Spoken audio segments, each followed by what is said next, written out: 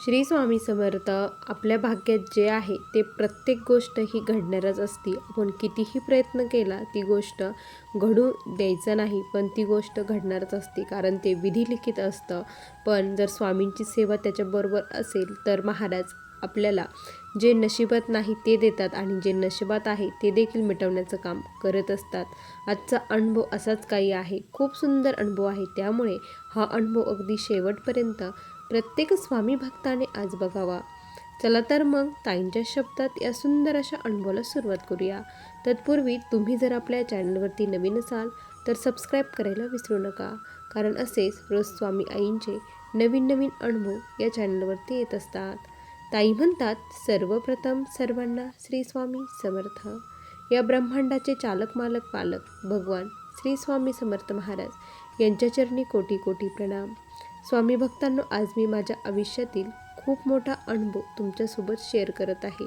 तसे तर आत्तापर्यंत स्वामींनी मला लहान मोठे असंख्य अनुभव दिले आहे, पण त्यातील हे जे अनुभव मी तुम्हाला सांगणार आहे ते माझे पूर्ण जीवन बदलून टाकणारे होते. मी 5 वर्षाची होती तेव्हाच माझे वडील हे एक्सपायर झाले. आमची आर्थिक परिस्थिती ही चांगली होती, पण माझ्या मामांची इच्छा होती की मी जे काही माझं शिक्षण होतं ते सर्व त्यांच्याकडे राहावे. मी छोटी असल्यामुळे मामाचे मुले सर्व मोठे असल्यामुळे माझा सर्वजण खूप लाड करत होते. मामा मला त्यांच्याकडे घेऊन गेले. 1लीपासनं 5वीपर्यंत सर्व शिक्षण माझे मामाकडेच झाले. माझी आई ही दत्त महाराजांची खूप निस्सीम भक्त होती. ती खूप दत्त सेवा करत होती. माझ्या मामाच्या घरी जे माझे आजोबा होते तेही दत्त महाराजांची खूप सेवा करायचे. घरामध्ये आध्यात्मिक वातावरण होतं. वारकरी संप्रदाय, त्याचबरोबर कीर्तन भजन, सकाळची देवपूजा.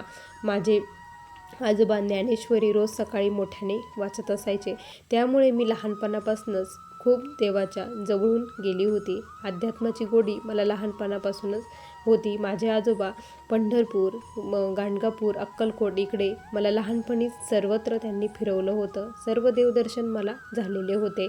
पण महाराजांची सेवा, महाराज काय हे मला काही माहीत नव्हतं. माझी 12वी झाली. 12वी झाल्यानंतर इंजिनिअरिंगला मला ॲडमिशन घ्यायचं होतं. इंजिनिअरिंगला माझं ॲडमिशन झालं. इंजिनिअरिंगही कंप्लीट झाली.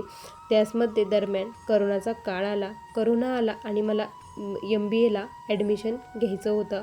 पुण्याला मी जाणार होती. त्याच वेळेस करोना आला. सर्वत्र लॉकडाऊन पसरले आणि माझ्या आजोबांची इच्छा होती, घरी कितीही संपत्ती काही असलं तरी तू तुझ्या स्वतःच्या पायावरती उभं राहा. तुझ्या पायावरती जेव्हा तू उभं राहशील तेव्हा पुढे आयुष्यात कितीही संकट काही आलं तरी काही वाटत नाही, असे आजोबा मला म्हणत होते. आणि मग मी तसंच केलं. मी मुलांचे क्लासेस घ्यायचं ठरवलं. मुलांचे क्लासेस घेऊ लागले. पण मला जॉब करायचा होता. पुढचं शिक्षण मला कंप्लीट करायचं होतं. करोना हा खूप भयानक होता. 2 वर्षे माझी अशीच गेली. कोणीही कोणाच्या घरी जात नव्हतं. मी घरीच होते. त्यामुळे घरामध्ये मन रमवण्यासाठी काहीतरी करावं म्हणून मी गुरुचरित्राचे पारायण, त्याचबरोबर स्वामीचरित्राचे पारायण करू लागली होती. माझ्या घरामध्ये स्वामींचा सर्वप्रथम माझी आई करू लागली होती. तिला तिच्या मैत्रिणीने सांगितलं आणि ती महाराजांची सेवा करत होती. मग मी तिचं बघून बघून करू लागले. महाराजांचा तारक मंत्र ऐकला की मला खूप छान वाटायचं, खूप बरं वाटायचं. त्यानंतर स्वामी भक्तांना 2021मध्ये लॉकडाऊन जेव्हा पूर्ण हे झालं, उघडलं, त्यावेळेस मी पुन्हा पुण्याला आली. माझे राहिलेलं शिक्षण कंप्लीट केलं. त्यानंतर मी 2 वर्ष जे कॉलेज केलं, ज्या रोडनी केलं त्याच रोडवरती महाराजांचा मठ होता. मी रोज महाराजांच्या मठामध्ये दर्शन घेण्यासाठी जात असायची. दर्शन घ्यायची, स्वामींशी बोलायची आणि जायची. मी माझे दुःख कुणालाही कधीही सांगितले नाही. आत्तापर्यंत माझ्या आईला देखील मी माझे दुःख किंवा आनंदही सांगितला नाही. जे काही माझ्या आयुष्यात घडतं, सुखदुःख, ते सर्व काही मी स्वामींना सांगत असते.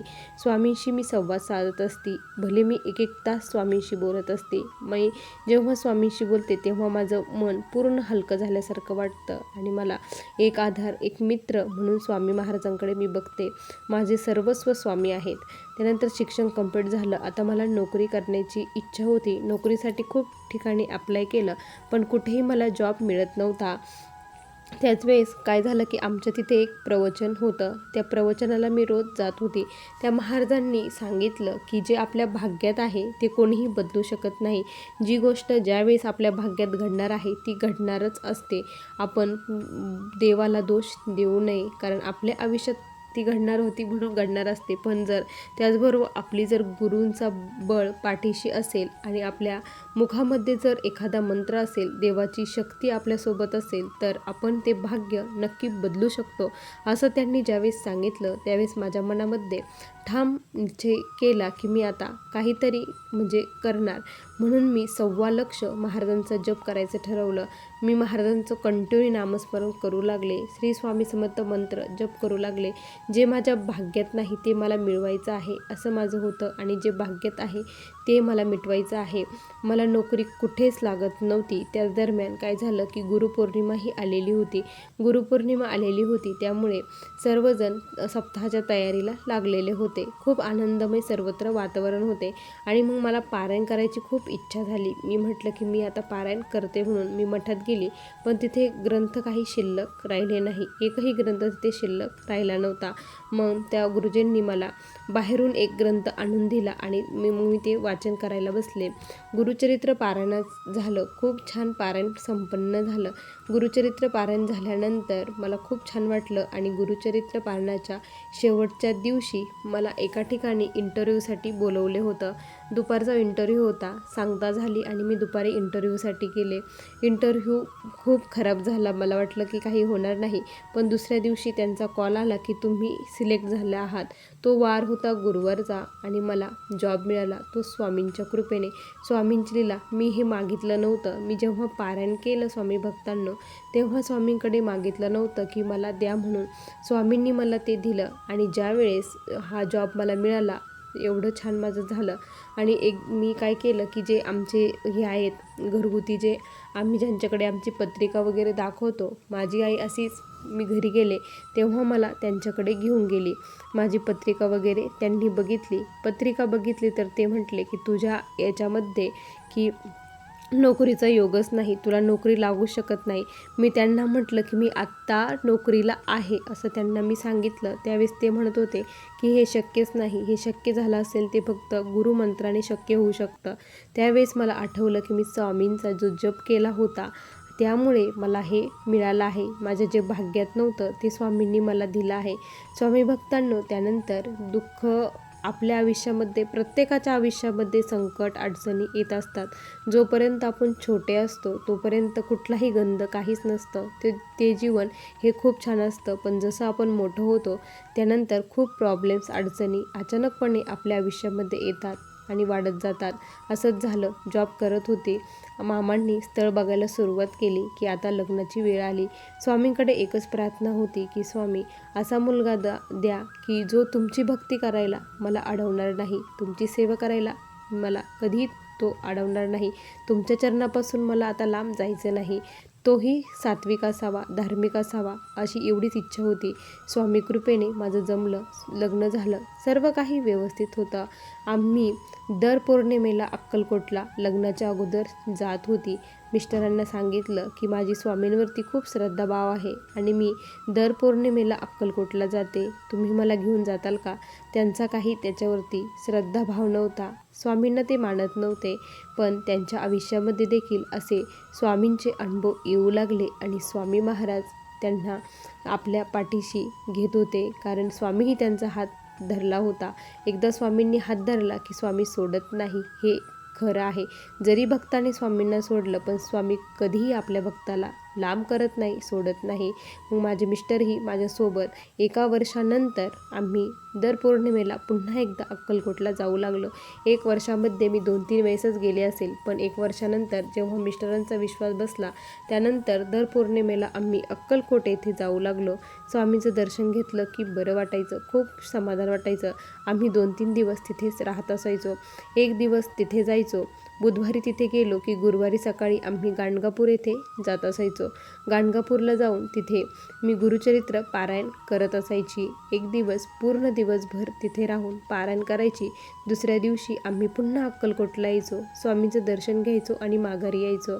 या गुरुचरित्र पारायणामध्ये मला स्वामी महाराजांनी असंख्य आत्तापर्यंत अनुभव दिले आहेत. स्वामी भक्तांनो, जेव्हा मी पारायण करायला सुरुवातीला बसली त्यावेळेस मला वाटलं की माझं हे कंप्लीट होतं की नाही, मिस्टर थांबतात की नाही एवढा वेळ, हा खूप मोठा प्रश्न होता. पण स्वामी भक्तांनो, माझं पारायण हे स्वामी महाराजांनी एका दिवसामध्ये करून घेतलं आणि त्यानंतर मिस्टरही थांबले, मला काहीच बोलले नाही. हा माझ्या आयुष्यातील सर्वात मोठा सुरुवातीचा अनुभव मी मानते. की त्यानंतर स्वामी भक्तांनो, जेव्हा रक्षाबंधन पौर्णिमा होती, नारळी पौर्णिमा होती, त्यावेळेस मी अक्कलकोटला स्वामींसाठी राखी घेऊन चालली होती. मी माझ्या हाताने स्वामींसाठी राखी बनवली होती. स्वामी, तुम्ही ही राखी घेताल ना, माझी राखी स्वीकार करताल ना, असं मनोमन स्वामींशी मी बोलत होते, प्रार्थना करत होते, नामस्मरण चालू होतं. मी खूप ती राखी माझ्या पर्समध्ये सांभाळून नेली होती. तिथे गेलो, खूप प्रचंड गर्दी होती. अक्षरशः स्वामी मला पुढे दिसत नव्हते, एवढी गर्दी होती. खूप ढकलाढकली, लोटालोटी तिथे होती. सर्वजण पटपट पुढे चला, पुढे चला असा आवाज करत होते. स्वामींकडे कोणीही बघू देत नव्हतं. आता ही राखी स्वामींपर्यंत कशी पोचवावी हे मला खूप मोठा प्रश्न पडला होता. स्वामी, तुमची इच्छा असेल, तुम्ही जर माझी भक्ती जर खरी असेल तर ही राखीचा स्वीकार करताल, असं मी स्वामींना बोलले. त्यानंतर स्वामी भक्तांनो, मी जशी जशी स्वामींच्या जवळ जात होती तसे तसे माझे डोळे हे पाणावत होते. डोळ्यातून अचानकपणे अश्रू माझ्या वाहत होते आणि मग जवळ गेली ती राखी. खूप गर्दी असल्यामुळे सर्वजण पुढे लोटत होते, पण मी तुम्हाला सांगते, मी स्वामींपुढे 5 मिनटं होती. मी जोपर्यंत होती तोपर्यंत कोणीही मला पुढे जा असं आवाज केला नाही, की काहीच नाही. ही फक्त स्वामींची लीला होती. मी त्या ब्राह्मणांच्या हातामध्ये माझी ती आणलेली राखी दिली. मग त्यांनी ती राखी घेतली आणि ती राखी स्वामींच्या पुढे ते याच्यातली काढली, स्वामींच्या पुढे तिथे ठेवली. त्यावेळेस मला खूप आनंद झाला की स्वामींनी राखी स्वीकार केली. आणि विशेष म्हणजे पुन्हा स्वामींनी मला गिफ्टही दिलं, म्हणजे पेढ्याचा बॉक्स त्यांनी माझ्या हातामध्ये दिला आणि माझं तोंड गोड स्वामींनी केलं असं वाटलं. त्यानंतर आम्ही खाली बसलो. माझे मिस्टर त्यानंतर दुसऱ्या पौर्णिमेला त्यांना अचानक काम आलं. ते म्हटले की तू आता जा, मी नाही येत म्हणून, पण तू तुझी वारी चुकू नको. मिस्टर असे म्हटले, पण तुमच्याशिवाय मी कसं जाणार, की तुम्हीच आता माझ्यासोबत यायचं, आपण जोडीने जायचं असं ठरवलं होतं. मी म्हटलं की महाराज, तुमची जशी इच्छा असेल आता तुम्हीच करू शकता, माझा नाविलाज आहे, माझी तर इच्छा आहे जोडीने यायची, पण मिस्टर म्हणताय की मला काम आहे. मग मिस्टरांनी काय केलं की माझ्या आईला बोलवून घेतलं, तुम्ही दोघीजणी जा असं ते म्हटले. माझी आई आली, माझी पॅकिंग चालू होती, माझ्या डोळ्यात पाणी होतं की मिस्टरांनाही माझ्यासोबत यावं असं मला वाटत होतं. मनोमन स्वामींना प्रार्थना केली. त्यानंतर दुसऱ्या दिवशी सकाळी पहाटेच आम्ही निघणार होतो. मी आणि माझ्या आईची पूर्णपणे तयारी झाली होती. आम्ही सकाळी लवकर उठलं, जेवणासाठी डब्बा वगैरे करून घेतला, महाराजांसाठी लाडूही बनवले आणि माझ्या मिस्टरांना 4ची वेळ होती. 4 वाजता मिस्टरांना भयानक स्वप्न पडलं की एक व्यक्ती आला आणि त्यांना लाठीने मारू लागला. त्यांना खूप लाठीने त्याने मारलं आणि ते म्हणत होते की तुम्ही मला का बरं मारत आहात. त्यावेळेस ते म्हटले की मी तुला असं मारतो आहे की तू दत्त महाराजांकडे जाण्यासाठी नाही म्हणत आहात ना, त्याचीही तुला शिक्षा आहे, असंच होणार तुझ्यासोबत. असं म्हणून माझे मिस्टर खूप जोरात ओरडले आणि उठले. मी ते का बरं ओरडले म्हणून त्यांच्याकडे आले की का बरं काय झालं, तर म्हणे मला कोणीतरी खूप जोराजोरात आत्ता मारत होता, एक व्यक्ती आला आणि तुम्हाला खूप मारत होता. म्हटलं अहो इथं कोणीच नाही, तुम्हाला स्वप्न पडले असेल. तुम्हाला का बरं हे स्वप्न पडलं, तर ते म्हणत होते की तू दत्त महाराजांकडे जाण्यासाठी नाही म्हटला म्हणून तुला हा मार आहे. तर त्यावेळेस मिस्टरांनी मग त्यांचं जे महत्त्वाचं काम होतं ते देखील कॅन्सल केलं. ते आपण पुढच्या आठवड्यात करू असं सर्वांना फोन करून सांगितलं आणि माझे मिस्टर आमच्यासोबत येण्यासाठी निघाले. हाही माझ्या आयुष्यातील खूप मोठा स्वामींनी मला दिलेला अनुभव होता. माझ्या आयुष्यामध्ये जे नव्हतं ते स्वामींनी दिलं, कारण माझ्या पत्रिकेमध्ये माझं आयुष्य 2024पर्यंतच होतं. असं स्पष्टपणे माझ्या पत्रिकेत सांगितलं होतं की 2024 नंतर तुम्ही तुम्हाला जगण्यास हे नाही, मृत्यूयोग आहे 2024मध्ये तुमच्या पत्रिकेमध्ये मृत्यूयोग आहे. पण 2024मध्ये माझा खूप जबरदस्त ॲक्सिडेंटही झाला, पण त्या ॲक्सिडेंटमध्ये स्वामींनी मला वाचवलं. म्हणजे जे माझ्या भाग्यात होतं ते घडलं, पण स्वामींच्या शक्तीपुढे त्याचं काही चालू शकलं नाही. माझा काळ वेळ दोन्ही आला होता, पण स्वामी जिथे आहे तिथे काळही काही करू शकत नाही, हे स्वामींनी त्यांच्या तारक मंत्रामध्ये सांगितलं आहे. आणि तसंच माझ्या बाबतीत घडलं आहे. स्वामी भक्तांना स्वामींची केलेली सेवा कधीही वाया जात नाही. स्वामी व्याजासकट पुन्हा परतफेड प्रत्येक स्वामी भक्तांची करत असतात. आपल्या आयुष्यातील सुखदुःख हे येणारच असतात, पण स्वामी महाराज ते दूर करण्याचं काम करत असतात. आज माझं जे काही आयुष्य आहे ते फक्त स्वामींच्या कृपेमुळे आहे. आज माझ्या आयुष्यात जे काही घडत आहे ते स्वामींच्या कृपेमुळे. माझे मिस्टर कसे सुधारले हे फक्त स्वामींच्या कृपेमुळे. मी जे काही सेवा करते ती फक्त स्वामींच्या कृपेमुळे. माझ्यामध्ये मीपणा थोडा नाही. जे काही घडतं ते स्वामींच्या कृपेमुळे. माझं उरलेलं आयुष्य पूर्ण स्वामी सेवेत जावं, स्वामींचं नाव मुखामध्ये असावं, एवढीच स्वामीचरणी प्रार्थना करते. असा मला आलेला हा स्वामींचा दिव्य अनुभव होता. श्री स्वामी समर्थ. बघा स्वामी भक्तांनो, किती सुंदर अनुभव आहे ताईंचा. तुम्हाला हा अनुभव कसा वाटला नक्की कमेंटमध्ये कळवा. पुन्हा भेटूया अशा सुंदर अनुभवासोबत. तोपर्यंत सर्वांना श्री स्वामी समर्थ. जय जय स्वामी समर्थ. श्री गुरुदेव दत्त.